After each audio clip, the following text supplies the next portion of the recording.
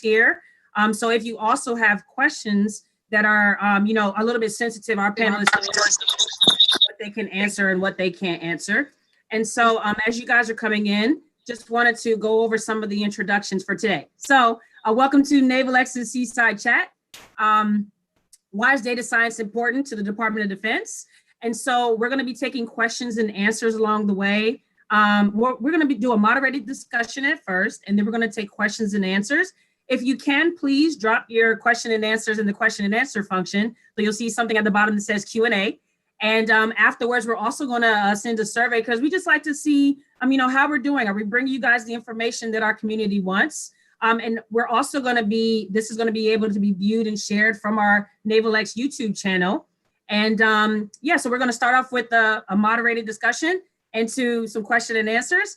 We have David Schiff. He's going to be our host. David Schiff works at Naval X with me. He's a rotational employee. I'm a rotational employee. He's a director of workforce agility. I'm just a nobody. I just like showing up for the community. And also we're going to have Susan Marciano, because I always get the names wrong. And then some people say, you don't even know their names. Well, I know their faces. That's just about it for me.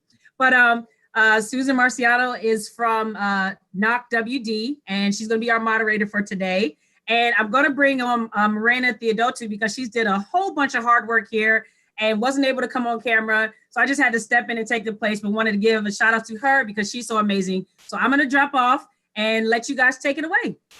Thanks, Ashley.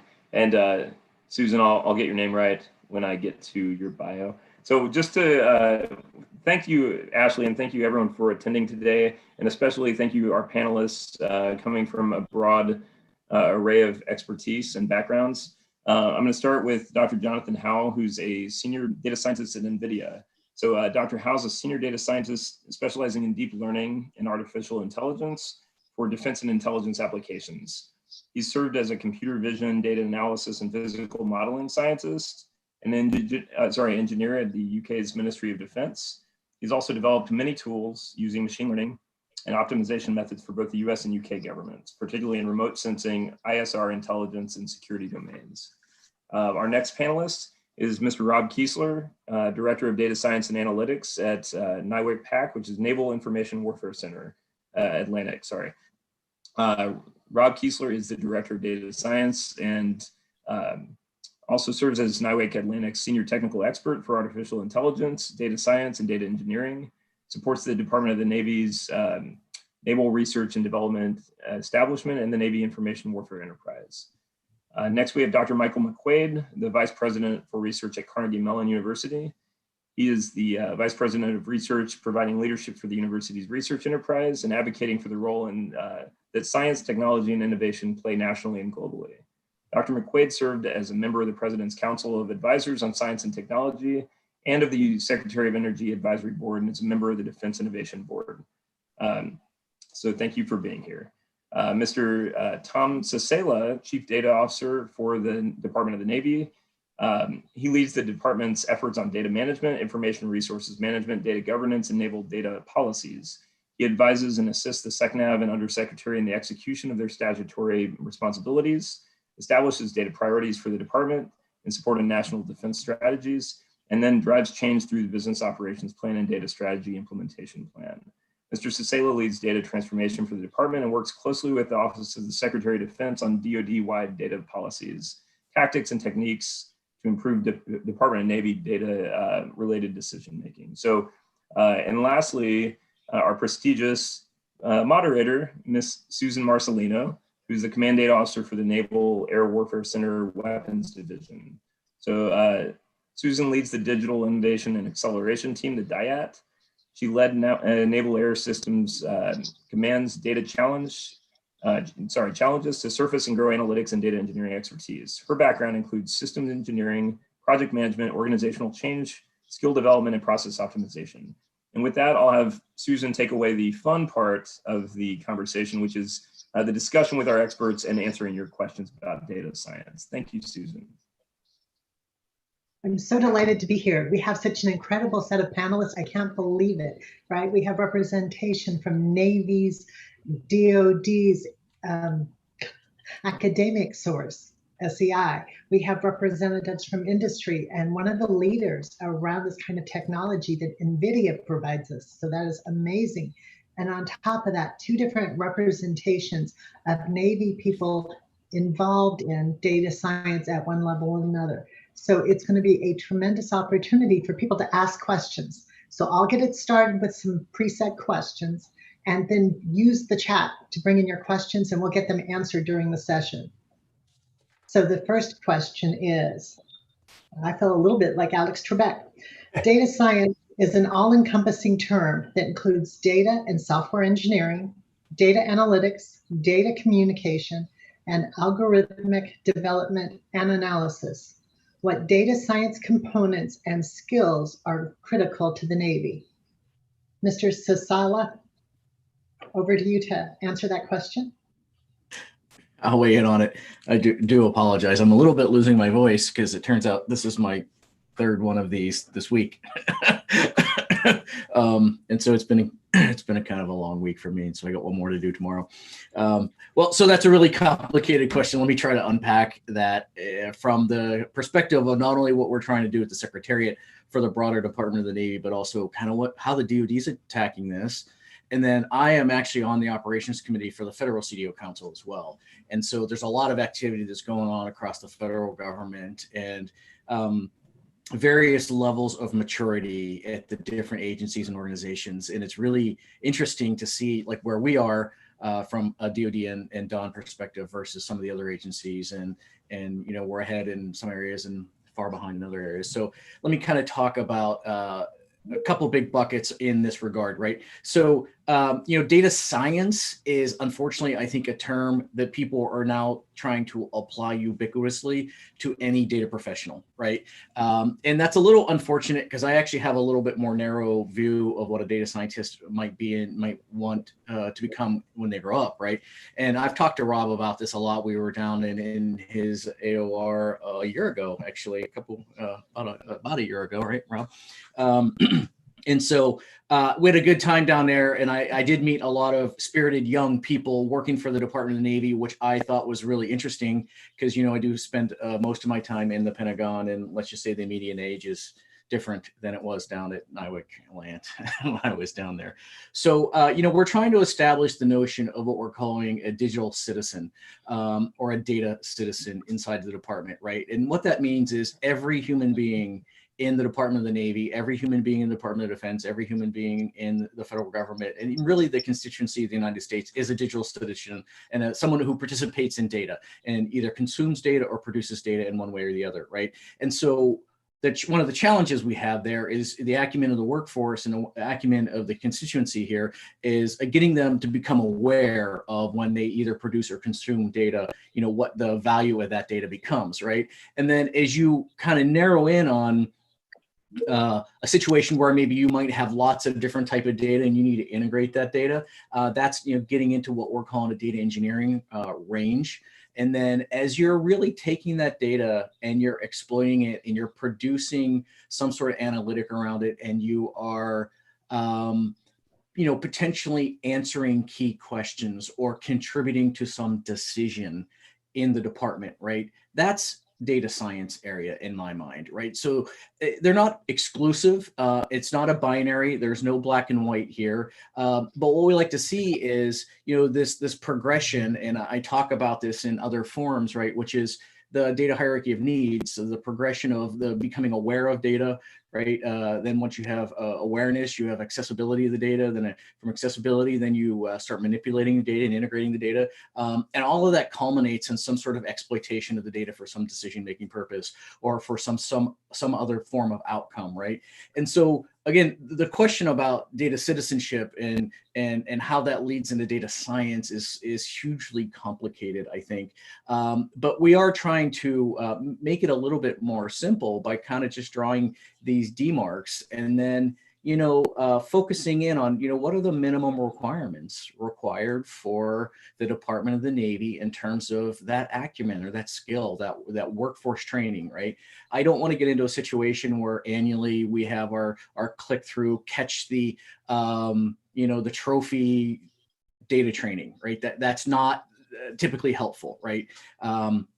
But what we do want is seamen, sailors, airmen, soldiers, right, to recognize as they are creating data, maybe down at the pointing end of the spear, what that potential use of that data might be all the way up at headquarters, and how their ability to get the data into the system in a timely manner and an accurate manner influences decisions that ultimately come back and influence their outcomes, right? And that's really important, is that life cycle data management from creation to disposition, right? And acknowledging that disposing of data could mean either destroying it or archiving it, right? So there's many ways to do a disposition of the data. So again, we're trying to establish this life cycle and come up with training kind of across the spectrum, and then digging in with some of the educational institutions and generating maybe degree training, as well as what we're calling, like the cybersecurity guys, where they get certificates, but they're not really getting a degree per se, right? So these are all things that we're kind of batting around, and we have a great team here in the Secretariat to support everyone out there. And I want to be 100% clear about that. We are here to help you. I know you don't usually hear that from the Secretariat and from headquarters, but we are here to help you, right? My number one goal is to remove blockers for the departmental personnel, right? And then serve as an instrument to influence DoD and the federal government. So that is my open offer to anyone if they need potentially blockers unblocked. I'll pause What a there. terrific answer and very thoughtful. I'm going to move on to the second question as we get going here. So data science bridges the intersection of data engineering and analytics, focusing on improvement of models to boost mission outcomes. What are the specific skills sailors and Marines need to focus on learning in order to drive data science as a whole across DoD? So Dr. McQuaid. Thanks very any much. thoughts on Yeah, thanks very much, and thanks to everybody for joining in. So let me try and do a bit of a hierarchy here. So data science, as we just said, can be a too broad field and can be a too narrow field. So I'm just going to focus on sort of what I think is a progression. So the first thing I would say is I think everybody needs to understand at some visceral level what data is and what it isn't, and what I can do and what I can't do. And so let me give you an example. If I want to do a projection of the trajectory of a weapon, I might need a small number of measurement points to provide me the ability to do a model and execute a trajectory. If I want to find an asset in a highly conflicted overhead image, I may need millions and millions of training samples. And so this gut level understanding of what is data and how much of it do I need and what conclusions I can draw with data, I put that in sort of category one, along with the understanding that there's a big difference between what I do with data if humans are going to do something with it versus machines are going to do something with it. So curation, cleanup, modeling, etc. And the third thing I would put in this category one is when we move into larger scale data, is really understanding the ethical implications of how data is used to train systems, to learn from systems, and what are the ways that can be, our ethical principles can be compromised in the way we use data, or more positively, how we uphold our ethical principles. Move up a step, the second thing I would say is, I think, and there was a question in the group about, or in the chat, I think a basic understanding of probability and statistics, I think, is an important tool for everybody. In our Defense Innovation Board work, we always make the analogy, the last thing you want is to be sitting in a combatant command somewhere and a person with a lot of stars on their shoulder turns around and says to somebody, go get me some of that AI or go get me some of that data and everything will be fine, right? So understanding the basics of what these tools can deliver, I think, is important. And then if I move up one more level, I would think about the difference between analytics and probabilistic learning, machine learning, AI kinds of algorithms. Analytics, where my purpose is to go and take the data and execute algorithms on the data in such a way that I get an answer, versus what does it mean when I execute an algorithm that gives me the probability of an answer? And understanding the difference between those two is very important. So I would put that as sort of the next level up. I think there's a lot of ways to go about doing this, and I think it's a whole panoply of the kinds of courses that are offered, sort of basic and fundamentals all the way up to, you know, for the example, the two master's programs that we're doing for your colleagues on the Army side of the house at CMU in data engineering and data science. So there's a broad spectrum, but if I go back to my very beginning, this basic understanding I think is really important for everybody. What a terrific answer, very insightful. The next question is for Dr. Howe. What is the most undervalued skill for data science? Yeah, this is a tricky one because I think there are, to choose a single skill is very tricky. But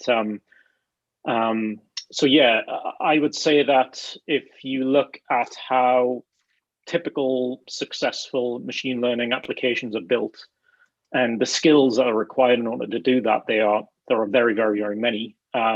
It's certainly a team sport, so it's not like one single person needs to know every single thing.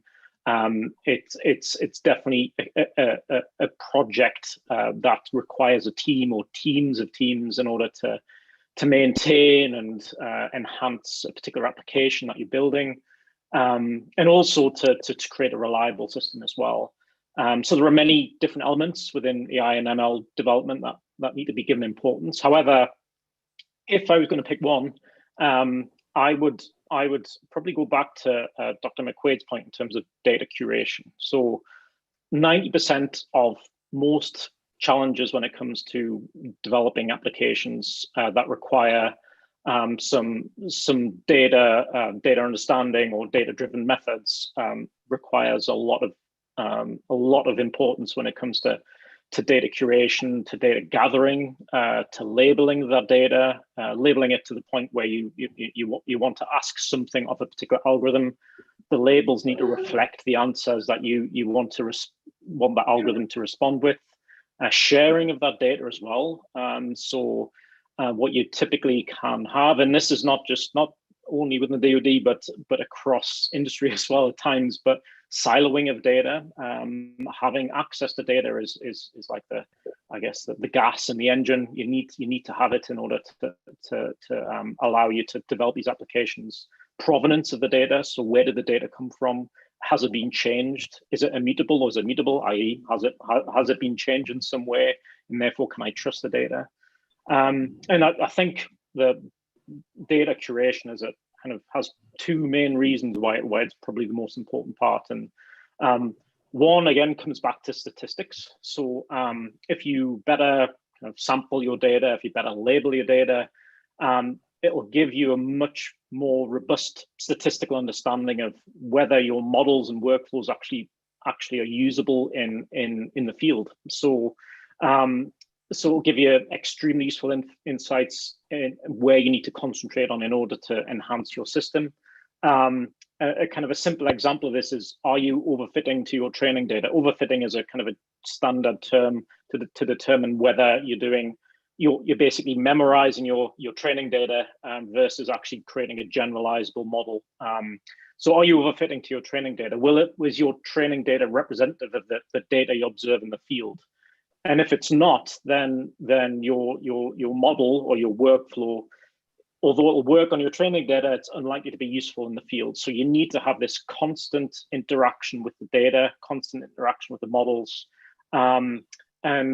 Without that, it's difficult to create a robust and system that you can enhance upon and trust as well. And also data, as many people may know, some people may not, but in some of these more kind of state-of-the-art methods, the more data, the better. And not just general data, but labeled data. Again, labeling the data with the kind of information that you want to extract from the data. So as you increase that kind of number of kind of labeled data within your capacity to learn from, your models are only going to improve in accuracy as you train them. So yeah, if I was going to pick one, it would be skills to understand and label and curate the data sets. Excellent. Data preparation, important. So the next question is for Dr. McQuaid. Any thoughts on how technology will influence data science skill needs?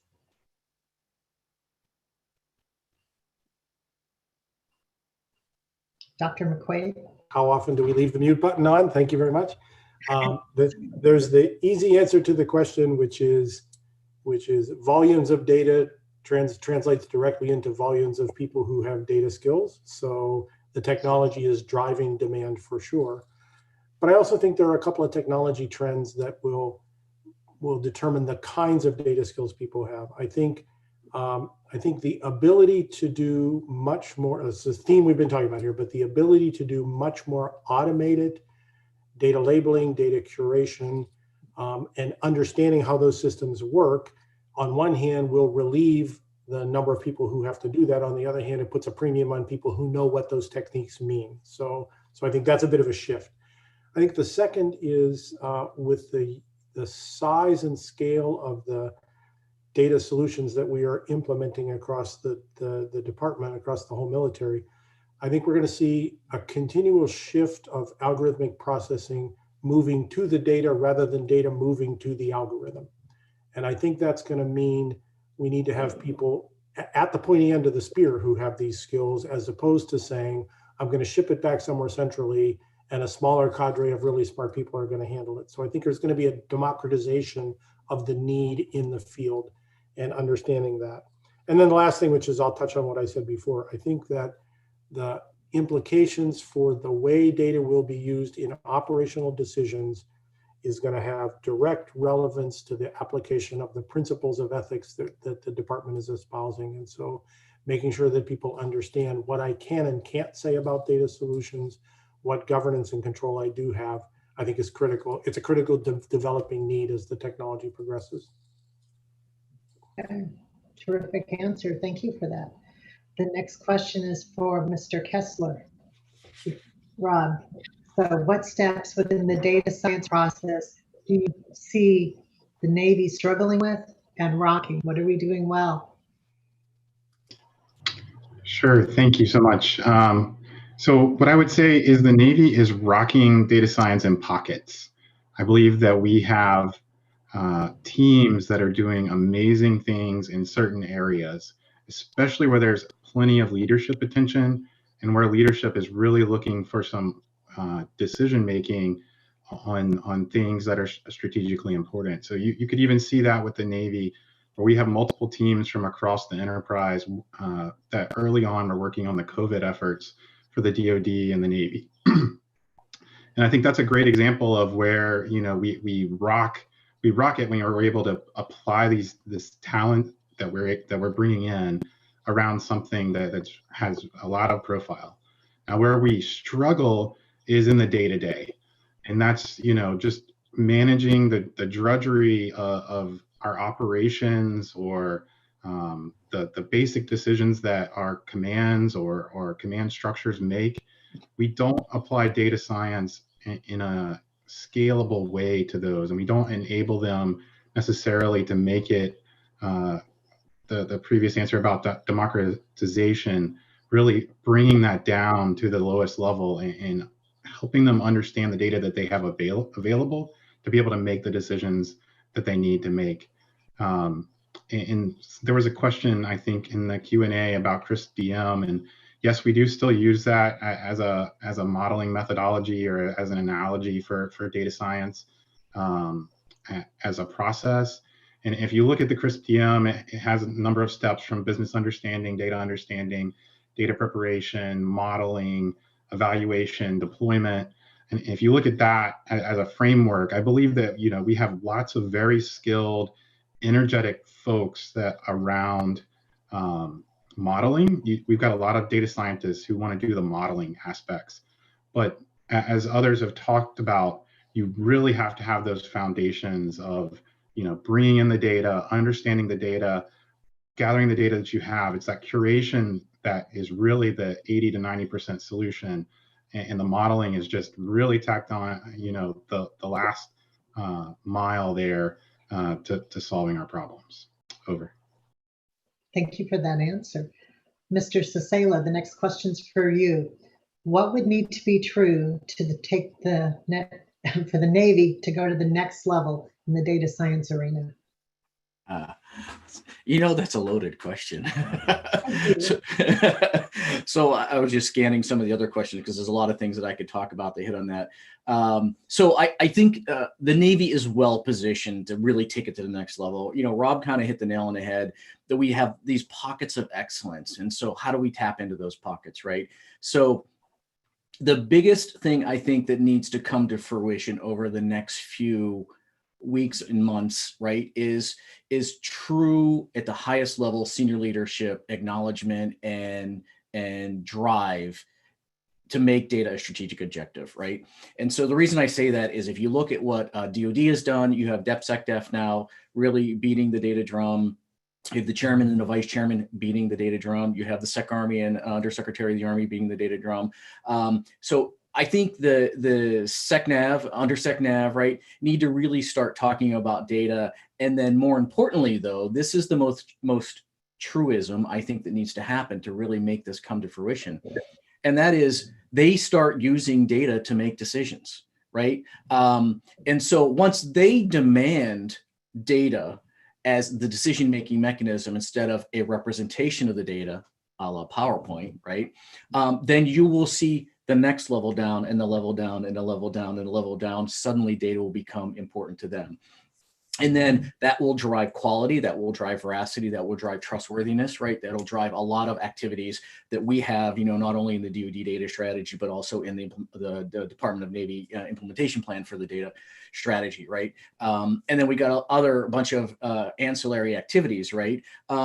And then, if SecNav starts using data on a daily basis, let's say to make decisions, then that drives the acumen of the workforce, right? Because now they become not only the consumers of the data, right, but they become producers of algorithms, rather either in a platform like Jupyter, which is the DoN enterprise data environment, right? Or whether that's an algorithm in some dashboard or through some other mechanism, right? And so, I would really say that the most senior leadership championship of data and data management technologies, and not just the technologies, but data management as a process that the DoN embraces, I think is perhaps the answer right now. That might change over time, however. That's allowed. You can change your mind later on. So the next question is for Rob. How would you characterize the Navy's effectiveness at translating data science to mission capabilities? Sure. So what I would say is, again, the Navy and the DoD writ large are very effective when we're able to bring in the warfighters or the decision makers or others into our teams and really apply it towards something that's real to them. And so when we do that, we're very effective and we really make a difference. We have lots of smart scientists and engineers who don't understand the mission context necessarily.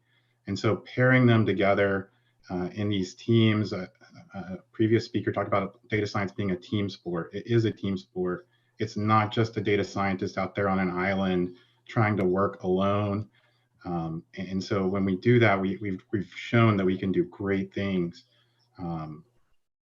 And the other piece of that we are really doing a great job of is where we've built a community. So there is a data science community of interest within the Navy and Marine Corps that Tom mentioned. We have a number of engagements, in-person engagements over the last couple of years where we've brought the community together, but also commands, many of them represented in this panel, have brought in great training and development, especially putting an emphasis on their workforce development in these areas, not just for their data scientists and data engineers, but also for their decision makers, for their senior leaders. My command NAVWAR has really made a great push to really engage senior leadership. And I credit Dr. Lubke and my leadership for doing that and bringing that to us. And that is where we make the biggest difference in this. Over. Thank you. And a terrific answer. So the next question is for Dr. Howe. What do we need to pay more attention to in order to extend the Navy's data science capabilities? I would probably say, I'll try and keep it simple, but practice makes perfect, or helps you get better at least. So what I mean by that is you need to basically roll up your sleeves and start building something individually and as a set of teams, like to create an end-to-end system. So again, going back to the data labeling, finding the right tools, testing different tools, iterating over your workflow, looking at different ways you may want to view or model the data. Once you have modeled the data, can you improve matters by changing some of the parameters of your particular model? So iterating over your models. And then once you are happy with a particular model for a given application, for a given capability, how do you deploy that in the most efficient way possible that is also secure? So it's basically going through the whole process and iterating over that process. It's not something you can start out with a predefined set of tasks that you need to do. It's certainly organic. It's not, you can't really rely on the waterfall technique. It's very much an organic process.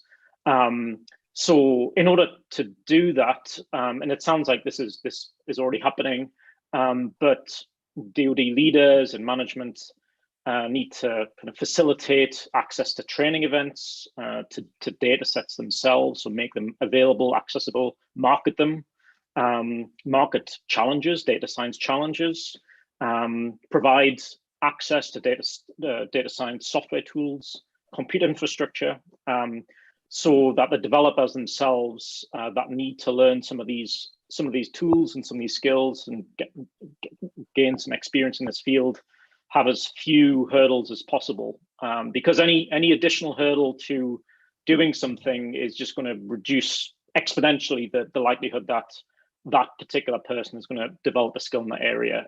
Try to I know it's not possible in every single area, because of security, very, very good, real security reasons.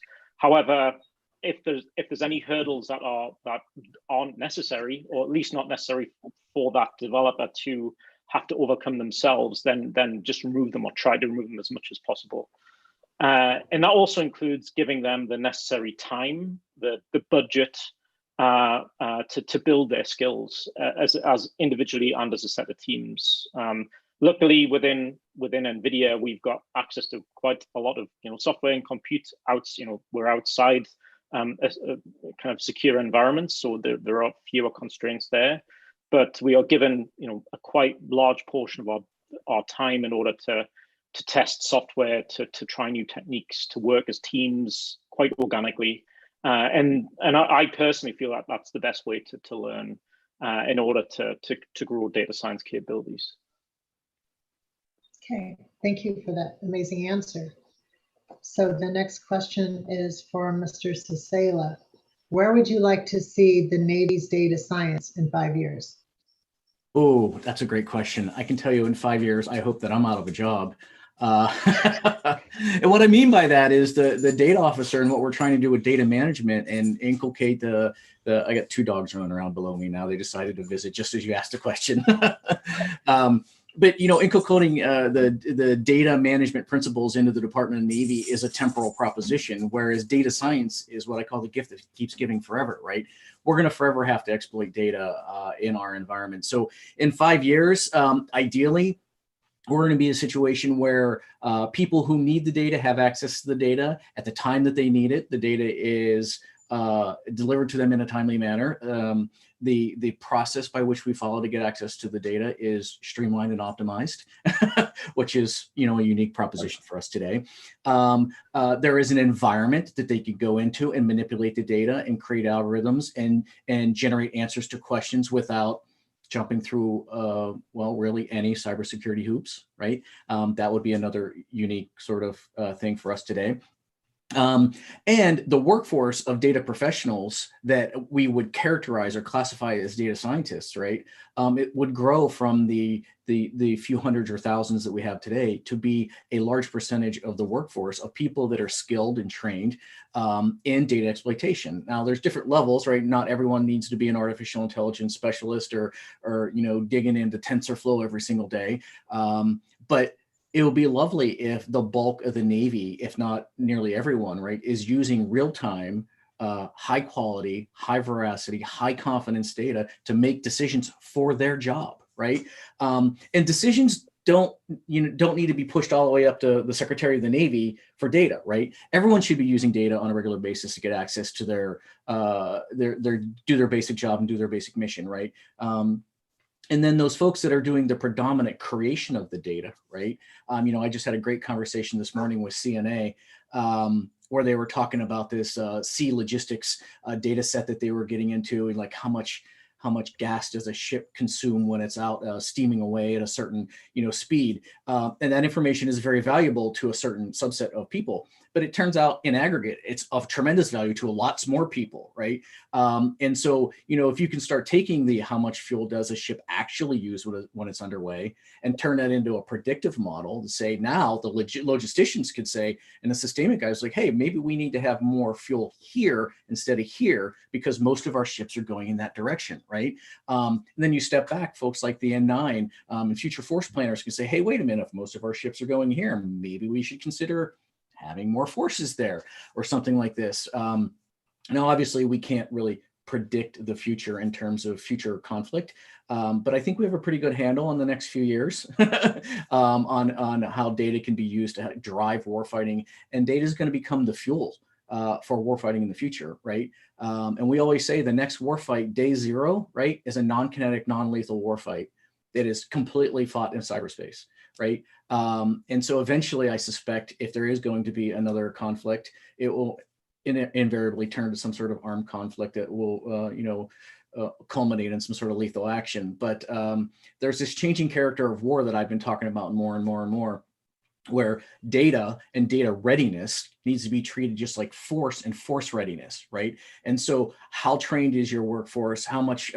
funding do you have to make your workforce available to the warfight is going to be just as important as how ready is your data for the warfight, right? And so putting that hat on, turning data and data quality and data management into a readiness issue for the military is someplace that I think we need to be in 5 years, and valuing that readiness as much as you do as training. Over. Okay, thank you for that. One more question. I'm going to ask that everybody kind of keep your answers to like a minute so we can get to some of the Q&A portion. So start with you, Mr. Sisela.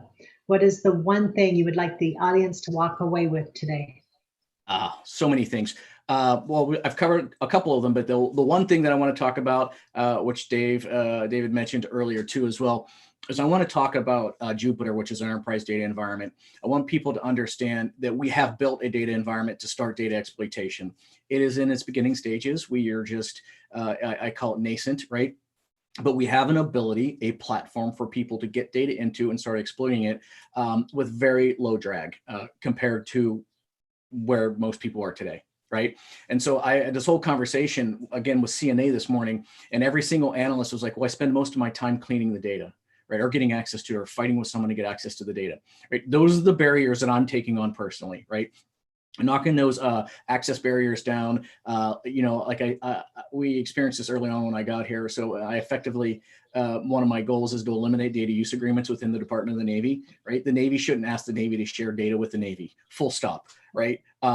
Now, when we get into sharing with third parties, with OSD and some, non-governmentals, there's some legal issues there, legitimate Title 10 issues that we need to dig into. But the takeaway is Jupyter is available for use on NIPRNet.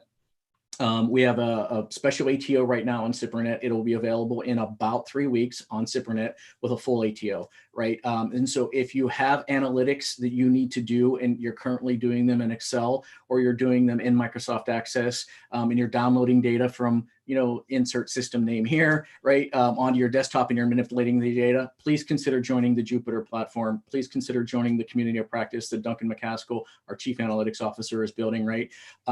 Bring your expertise, bring your skills and your capabilities into that community of practice and help us build a vibrant community of data professionals, right, around Jupyter, around the enterprise data platform. I gave this talk a few years or so ago, and I don't have it handy, but when I was in my former job, I stumbled across a lot of what I called server huggers, people who are really in love with their data centers, right? And if they could hug the brick building all day, I think they would. I've now experiencing data huggers, right? People who really love their data, and they think if they let it go a little bit, right, that they're going to somehow diminish the quality of the data or maybe diminish their own, self-well-being in the environment. Free the data, right? Put the data into Jupyter, make it available. Make sure we understand what it is, context and semantics, right? Because just throwing it in the environment is not terribly helpful, right? But make it available and then be there to help people understand the data, right? So participate in the community. And so that's certainly the number one takeaway that I want. There's a ton of other stuff that we're doing to try and knock down blockers and create policies and, inject into programmer records and interoperability and specifications and standards. All of that is required, but not sufficient, right? Sufficiency, right, is creating a vibrant community of people that help each other in data and help answer key questions for senior leaders and for decision makers. So that's my takeaway. Okay, community is going to be huge. So Rob, what about you? What's the one thing you'd like the audience to take away today? The one thing I'd like the audience to take away today is that data science is about making data useful, and that is its core purpose. And there are many ways to do that. And the other piece that I want people to take away is that the Navy has and is building a great workforce in this capability. That we have data scientists from across the enterprise, from where I'm at NAVIC Atlantic to NAVAIR to NAVC to the Marine Corps. There are data scientists everywhere, and we are building a vibrant and wonderful community. And I just want people to take that away. And there's not going to be a one size fits all solution to all of our problems.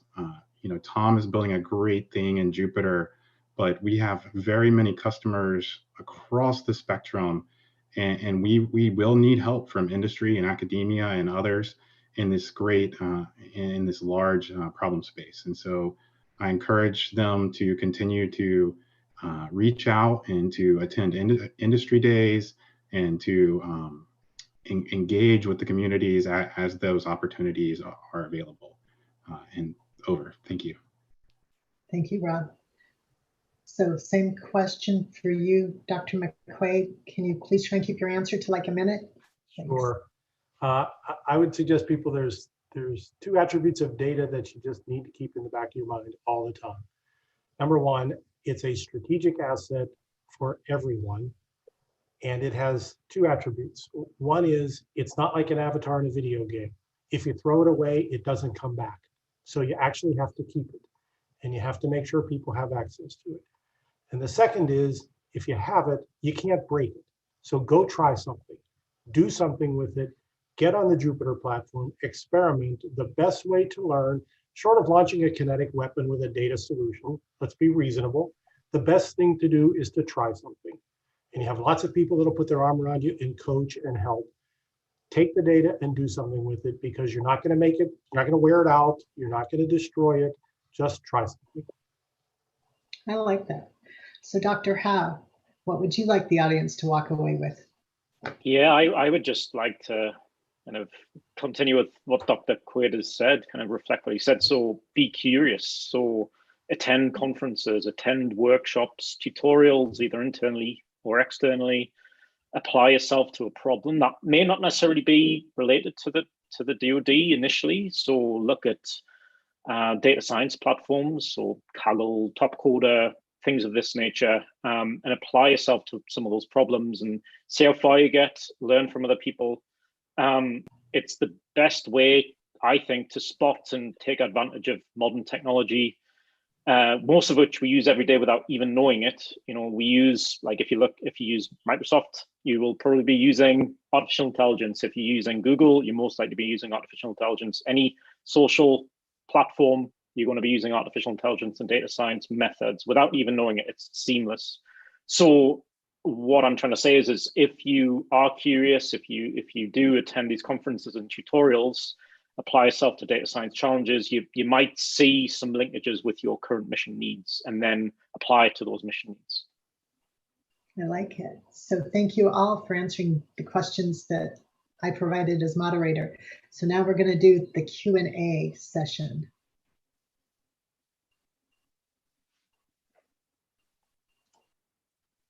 So somebody else is going to ask the questions. So thank you, panelists. Prepare for more questions.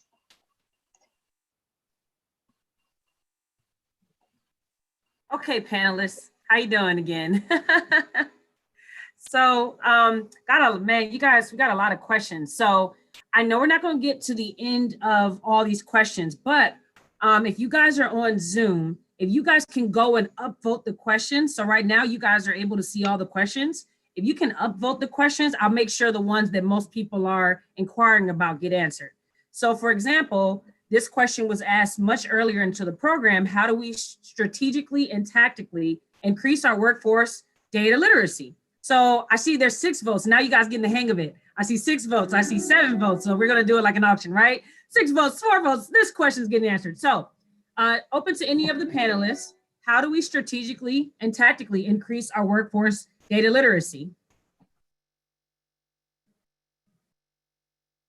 Hey, you know, I'll take a crack at this, but I am interested in other folks' theories, because my experience has almost exclusively been limited to the government in one way or the other. But so, you know, for us, we're starting at probably 3 different injection points. We're trying to inject when the soldiers and the new employees come on board and get initial training. We're trying to inject at the highest level to educate our senior leaders. And then we're working in the middle through these communities of practices, right? And so the community of practices right now are in large part made up of folks who are already practicing data professionals in one way or the other. I would call them loosely data scientists, right? And so what we want to do is we want to use that community of practice to draw the people who might not have as much broad experience or depth of experience in data activities into that community of practice. But, you know, potentially getting training courses and officer basic training, enlisted training, right? To get people to understand the value of the data. You know, one of the things we're really working on really hard is trying to provide some sort of mission context to the data training, right? And so there was a question in here about, you know, should every scientist have statistical training? Probably, right? I actually would argue, now I'm a little probably, I don't know, I have a different viewpoint at being an engineer my whole life, right? But maybe everyone should have some form of statistical training, right? In some regard, you know, maybe not to the depth required for some. And, you know, there was some comment about Monte Carlos in there, and, you know, the was it Princeton design model, or otherwise known as von Neumann. That was my day whenever I was an engineer for the DoN or for the Navy back in the day, right? But I'm curious, and maybe Michael or Jonathan's approach or thoughts coming, especially, you know, from something like CMU or NVIDIA, where I mean, that's your bread and butter. So I'm kind of curious if you have any input on that. Over. Did I go first? Yeah, go ahead. Okay, sure. Yeah. So, it's so tricky to really refine into like a short answer. But again, I think it comes down to trying to remove any hurdles, or as many hurdles as possible. So, and those could just be perceived. I mean, they may not be real hurdles, but and what I mean by hurdle is like access to data, access to software tools, access to infrastructure. It may actually exist, but it's just not very well marketed, or there's not enough training in order to help you use it. Or you may feel yourself that you don't have the time to learn. So that all those things are hurdles, and it does sound like in many cases here that those hurdles are being lowered or removed. So yeah, I would say that is part of it, and I think it's also it's also this challenge with risk management and risk perception as well by program managers. I do see that as part of a comment by the attendees. You know, risk perception as well is a huge part of it. So trying to not just train the data scientists or people that will be using data on a day-to-day basis, but also educating the project managers, the program managers on the benefits of doing something that may seem to be more risky, because with a higher risk approach, it's likely to have a higher reward compared to the risk that you perceive. So yeah, I hope that answers the question as much as possible.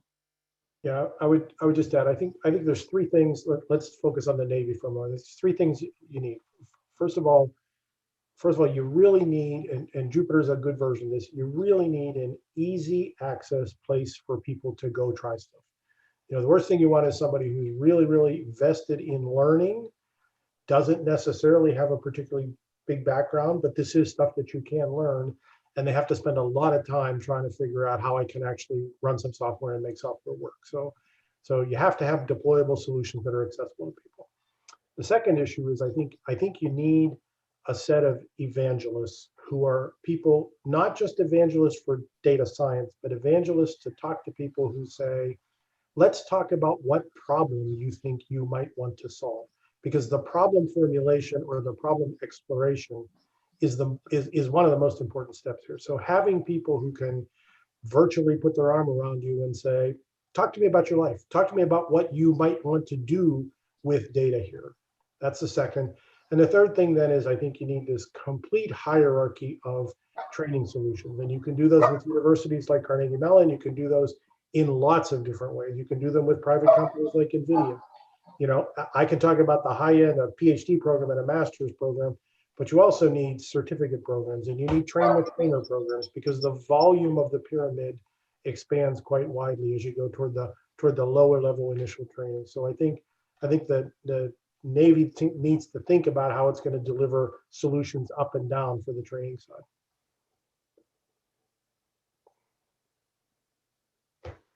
Thank you for that. I really appreciate you guys' answer.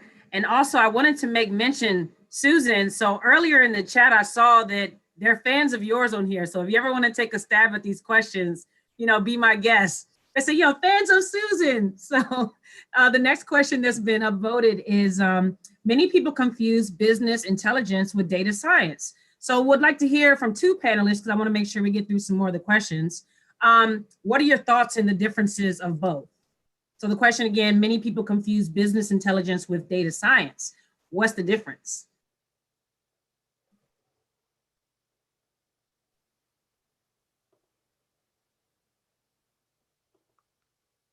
I'll take a swing at that one, Ashley.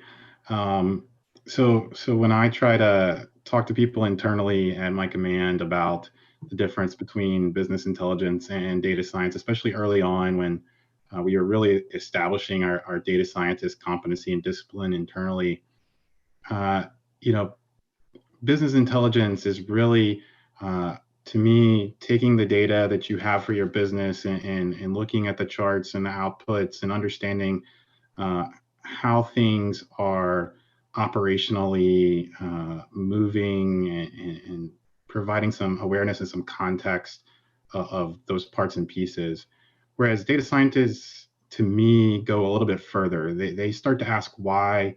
They really dive deep into the data itself, help decision makers make a hypothesis for the data that they have, and then utilize statistics on the back end to test that hypothesis.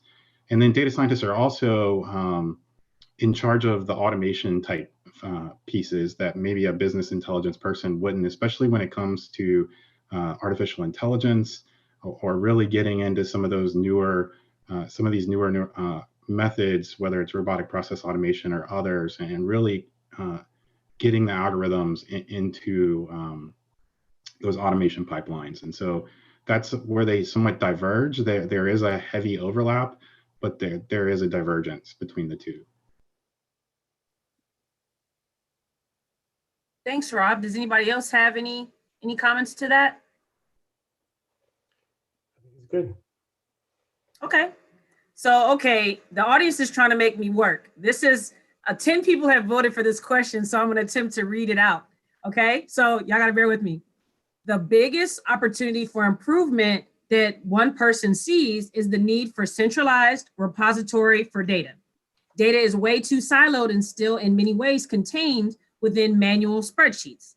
There's no databases, no APIs, and they know that Advana and Jupyter is coming, but it seems like there's still an opportunity for building custom databases and API connections between customizable fonts, front ends, and back end data. What are we doing to surpass that hurdle, and how should we expect to see something to be available? To be more specific, how and when would someone be able to say transfer data currently being managed in a spreadsheet or to a local database and a centralized server with an active domain? I told you this was a long question, so you guys can check that out in the question and answer too. So once that exists, will it be possible to build, say, a reset an API to connect a front end to that data? that was a mouthful. So I'm gonna jump in and opine on the easy part of this, and then I'm gonna stop and leave the hard part to the other folks here. So the easy part is I would encourage us not to think about the concept of a central repository. So that's a concept from back in the days when the only way we could do something was by having everything in one place. We really need to be thinking about ubiquitous access to data wherever it is. So the idea that I have to pick it up and move it somewhere to access it, I think is not the right metaphor. That doesn't solve the problem that the questioners are asking, which is how do I get access to it? And how do I, have the APIs and all of that? But let's just move away from the physical thought that it all has to sit in a central place. And now somebody else can answer the hard question. Yeah, so I'll take a whack at it because I was going to say something similar, Michael. So I appreciate you weighing in on that. So we have a naval data architecture that is abstract in nature. That is exactly what Michael said, right? The concept of process it where it exists, process it where it's created, to the largest extent possible. However, we acknowledge that we have some significant policy, procedural, and organizational boundaries in the Department of the Navy that makes that nearly impossible in many cases, right? So we do have Jupyter. Jupyter does exist today. Advana does exist today. You can drop data into Jupyter today. You can put a REST API on it if you want to put a REST API on it, or you can simply drive it into something like Data Robots or Databricks or Jupyter Notebook, write algorithms, exploit the algorithms, or just turn around and do some sort of descriptive analytics on it and display it in a dashboard, right? That all exists today on NIPRNet. It exists today on CIPRNet, right? So it's available for you to use today. Long term, pushing that processing to the fringe. There was a whole ton of work that was done, a lot of buzzwords around IoT, recently, right? It's still a thing, right? But for us to make that happen in reality, pushing that processing to the fringe, pushing those algorithms to the fringe, right? First, we have to have platforms that are modern enough to accept those type of algorithms, right? And in large part, our weapons platforms are not equipped for that type of capability yet, right? And more importantly, our bandwidth, our network connectivity of those platforms outside of maybe a strike group or outside of a broader context, right, is relatively limited. We are an expeditionary workforce as the Department of the Navy, right? Not dissimilar to the Marines and the Army. We rely a lot on line of sight, maybe HF, or even for certain missions, LF and VLF, right?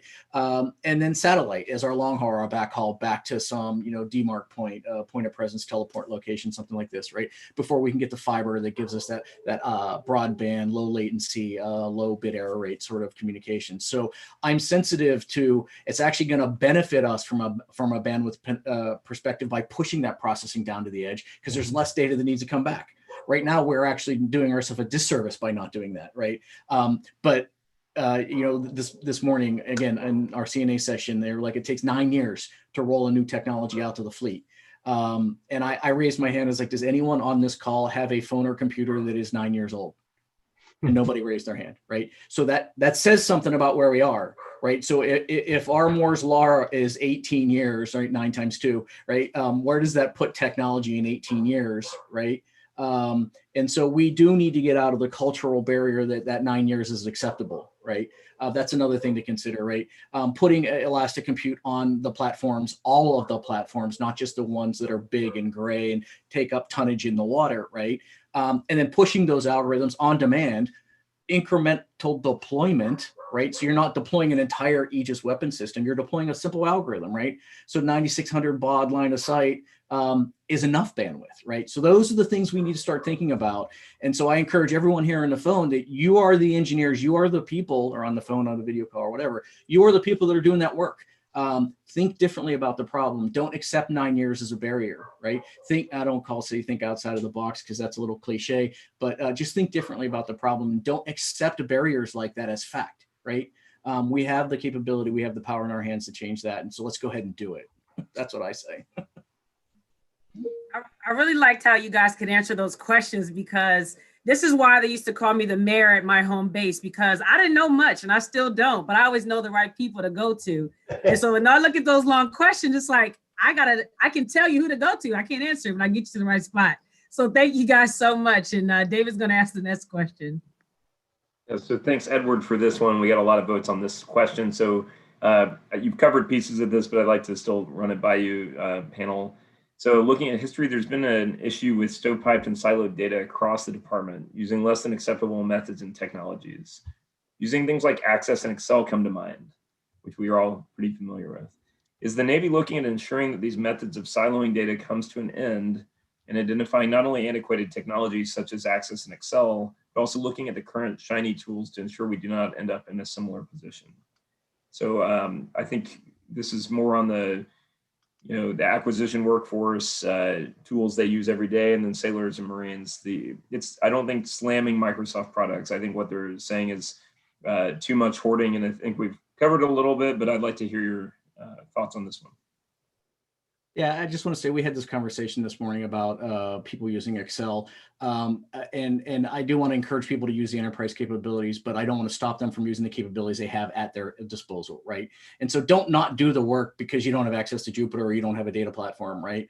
But don't let that work grow. The one database we were talking about this morning was 12 years old. Who has a 12-year-old Microsoft Access database that they want to continue to manage, right? Well, I know who, but that's not the point, right? So I'd like to hear others' thoughts on kind of some of that. Over. Now I'm going to apologize and jump in because I'm going to have to jump off to get on another call here in just a second. So let me just say thanks to everybody for a really terrific conversation, really, and to the moderators. You guys did a great job. So thanks, everybody. Thank you. I may kind of add just a few comments, and it kind of in line with Mr. Salas's comments, but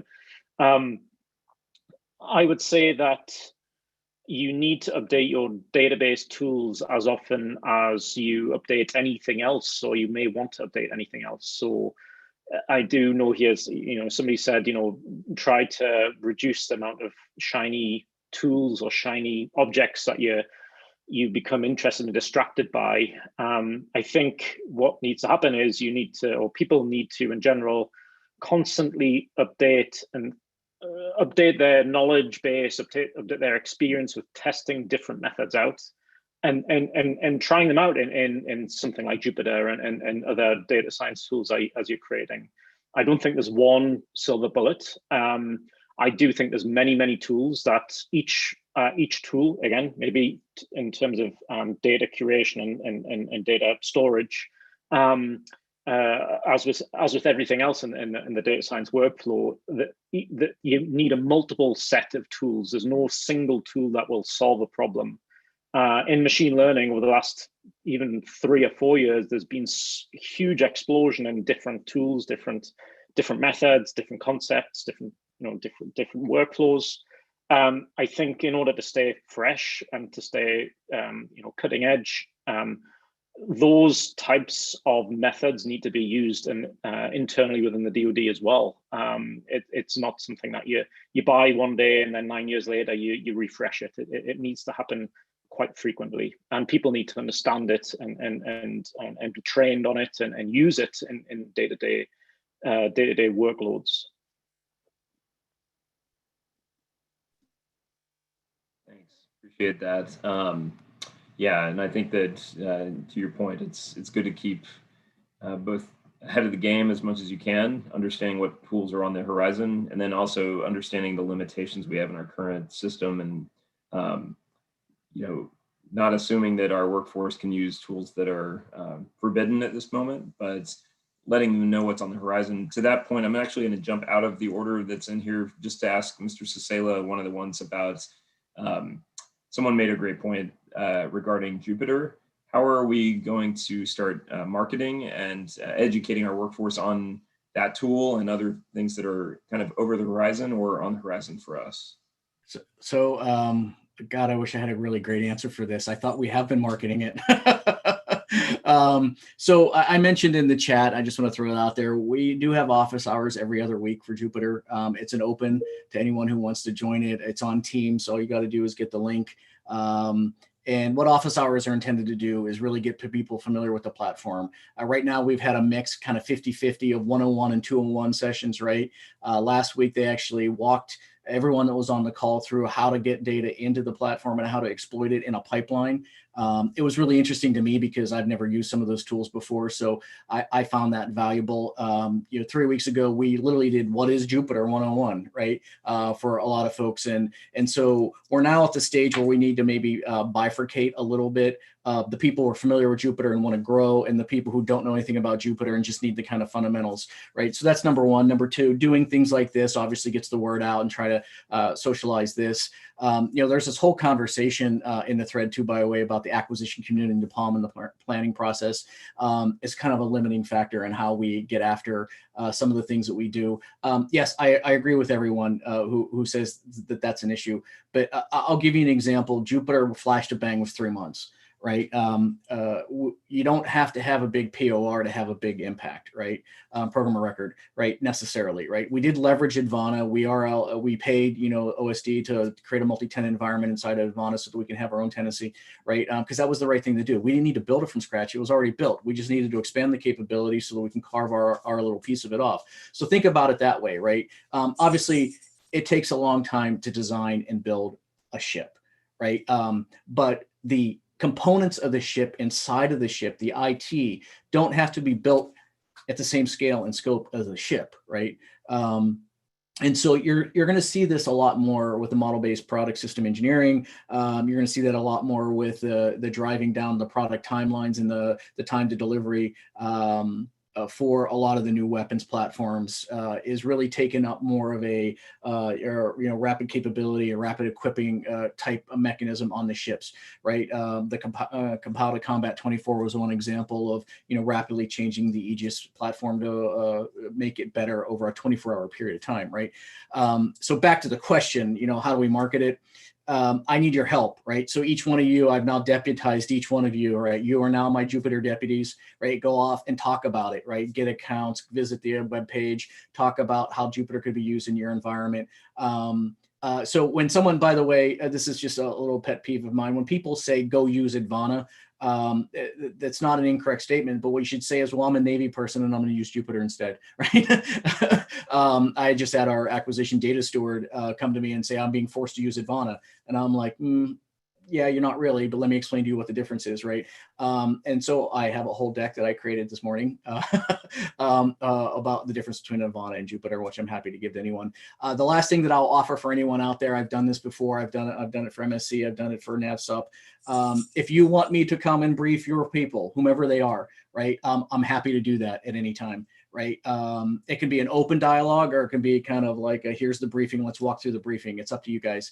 And I will offer up both Dr. Randall Cole, who's my deputy, as well as Duncan McCaskill, who's the chief analytics officer, as folks on my team to help get the message out and beat the drum a little bit. But the last thing I will say is the best marketing is really no marketing, right? It's people are using the platform and they're finding value and they start talking about it, right? And that's what matters. Value, right? And so we didn't say anything about Jupiter while we were building it, right? While we were trying to secure funding, we didn't tell anyone who we're doing it, right? Because I don't like to oversell the capability. This is not a vaporware situation, right? And so when we say something's coming, it's planned, it's funded, it's in a sprint. We know what epoch it's going to end up in, and we know relatively what sprint window it's going to end up in, right? And so look for that. Participate in a sprint planning sessions, right? Go to the requirements things. We're going to probably stand up a customer forum thing. We're working with Nate Keegan on the Booz Allen side, and Nate Hagen on the NIWC. What is he? NIWC Pack or NAVWAR? I think he's NAVWAR, right? NAVWAR side as part of the community of practice, right, to kind of build that out. So I know that was a really long answer to a short question, but I just so I apologize. So I'll just throw that out there. Thanks, Mr. Sala. I know we're over the hour. For anyone on the panel who needs to go, understand. Anyone who can stay, we still got about 170 or so participants, and I'd like to get through at least one or two more questions. And let me chime in too. Yeah, Ashley, go ahead. Panelists, if you guys can go in the chat and start answering them too, and then we can send out like the answers to everybody, because these conversations are always really good. They're always well attended, and like people like generally want to know. It's like, hey, we got questions, answer. So take a stab at it, and we'll continue to take a few live. Susan, Ashley, you too. You're the star. Should we have people do in case they're interested in following up with any of these folks? Should we have them do agility@navy.mil as the easiest POC, or what's the best way to have them reach out? Yeah, we can do that. Yeah, we can put that in the chat. So for us, DoN_data@navy.mil, if you want to talk to anyone on the Jupiter or the DoN team, that's our clearinghouse. So, or send it to you guys, and you can send it to us. Either way. And the next question that I think is also really interesting for people trying to understand data science better is, given the increasing demand for data science, how's the Navy positioning itself to create and sustain a viable pipeline of data scientists and data citizens to support the future-facing needs of the Navy and DoD writ large? Do we have I'm not sure if any of you know, if we have an education plan or strategy for this? So we have a line of effort 2 in the DoD data strategy implementation plan is the evolution of the workforce that Marcy McLaughlin from MRA is leading. So what I would say is I don't know that we have one, at least not a concerted, focused unity of effort right now, but we are working towards that. I would say Rob, actually, I'll throw this over to him a little bit. He's built a tremendous workforce there. And so there's a lot of lessons learned there. And I think I asked him a year ago, how are you going to scale this to the DoN size for me? And he kind of laughed at me a little bit. So we are working on it. And again, the implementation plan is something we can share. And anyone who wants to volunteer help implementing it and making the plan itself better, I'm here for you. Over. Thanks, Tom. I'll take it from there, I guess. So we have over the past over 8 years built a data science cadre of individuals here based out of Charleston, South Carolina, at the NIWC Atlantic. So we do have a lot of lessons learned on how do we hire these folks, how do we bring them in, how do we recruit them, because hiring for government is definitely very different than hiring for industry. But I'm one of many, so there are actually many chief data scientists across the Navy enterprise that we work with within the community, and all of us have learned lessons on how to bring these folks in. I think there's actually a couple of questions around this, and I started to answer one, and then I guess as people vote, it moves the chat around as you try to answer. So I just gave up. The Navy is a little unique, and the DoD and really the federal government. A lot of the number one question I get, and it was in the questions, is how do you compete? How do you compete with industry for these folks? And it's a couple of things. Number one, people come to us because they want to serve their country. And so we definitely get a large portion of folks who are like, I can serve my country as a civilian and do the things that I love. And that appeals to me. So that's a piece of it. We're also flexible. So, you don't always just hire the We're not out there hiring the best graduates of Stanford or MIT or all the top schools and data scientists in data sciences. We are scouring the schools in our regions, finding people who want to work in the areas that we have commands at. Another thing, so one of the things I share with folks, I live in Charleston, South Carolina. Charleston, for those who don't know, it has been voted many times as one of the #1 cities in the country and in the world. And so we can appeal based off location. I mean, we have sites in San Diego, we have sites, all over in beautiful coastal cities that people really want to work at. And then you've got, places like DC where, there's a large cadre of people that want to work in the big city. So we can appeal to these things, but we also find folks who may not have a necessarily traditional background in data science, but are interested in those types of things, and we can train and develop them over a number of years. And so we do have training and development pipelines that we've built out and have been successful with locally and corporately. And so I definitely think that we have kind of brought that into our culture. And especially as we've matured the Navy's education side. So you've got Naval Postgraduate School and others that are also on board this train and have been a part of this community since the beginning. And they're also helping us develop the next cadre of these individuals, both military and civilian, moving forward. And one thing I'd like to add too, I forgot to mention this, the Federal CDO Council has started doing this job opening certification program. They have a name for it. It escapes to me right now what it is, but essentially what it is a group of agencies agree on a position description and a job vacancy announcement. A group of agencies convene a panel with representatives from the agencies, and then any agency can select from that one group of people who interviewed, right? And so what that means is you don't have to go through the interviewing and hiring process. You just select from the group of folks that have been pre-vetted, right? And so even if you're not part of that agency or that group of people who have pre-established that position description or that job announcement, you have a candidate pool of people that have been competitively selected that you can pluck from very rapidly. And so it's a pilot program. They just started this. They've done one already so far, and they came up with a list of 10 people. Of the 10 at the time, 2 months ago, 9 of them had been hired by an agency or an organization in the federal government. So that's a pretty good success rate from a candidate perspective, right? And they're getting ready to do another one. Now, we're not participating in this most recent one for the DoN, but I do know there are folks in OSD, 4th Estate specifically, that are participating in it. And so just for the government hiring managers here, just consider that. And the last thing that I want to mention on personnel is don't fixate on data science, computer science, that kind of degrees, right?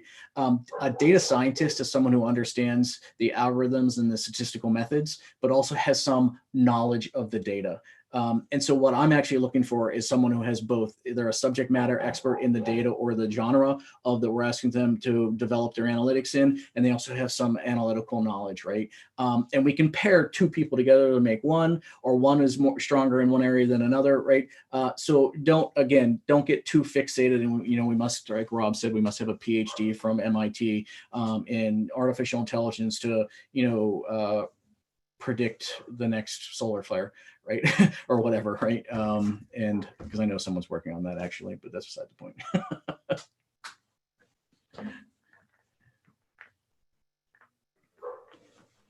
What was the link that you had mentioned? I think it was you, Tom. Which link? don_data.mil or jupiter.data.mil?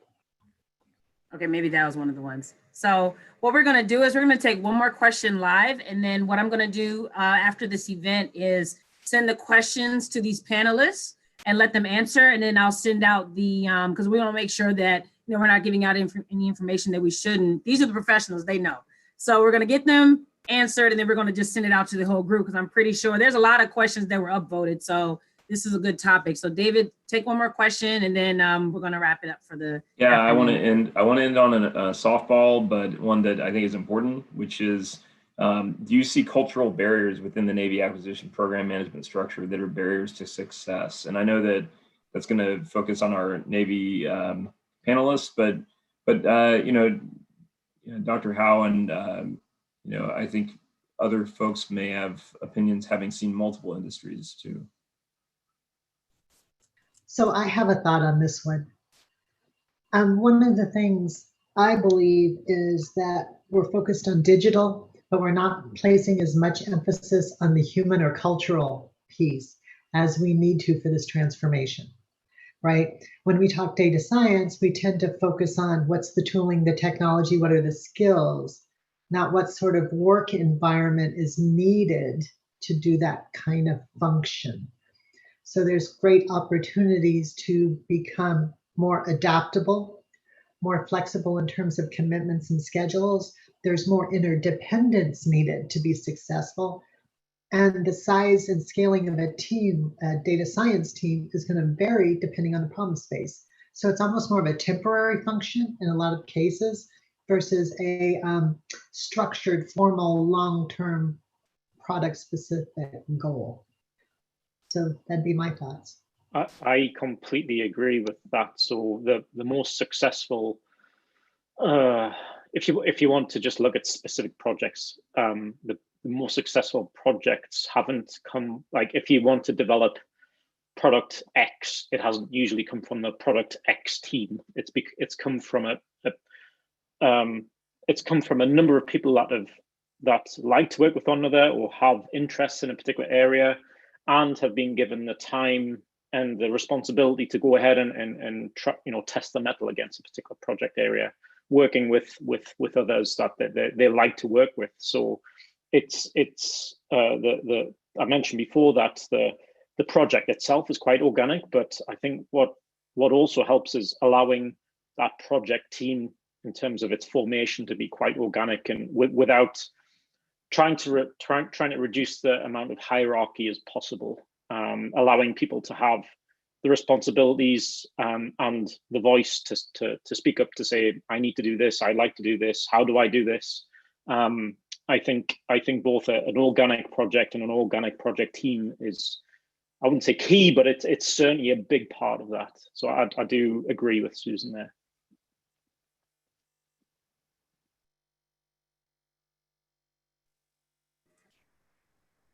Thank you guys yeah, thanks. so much. Go ahead, Ashley.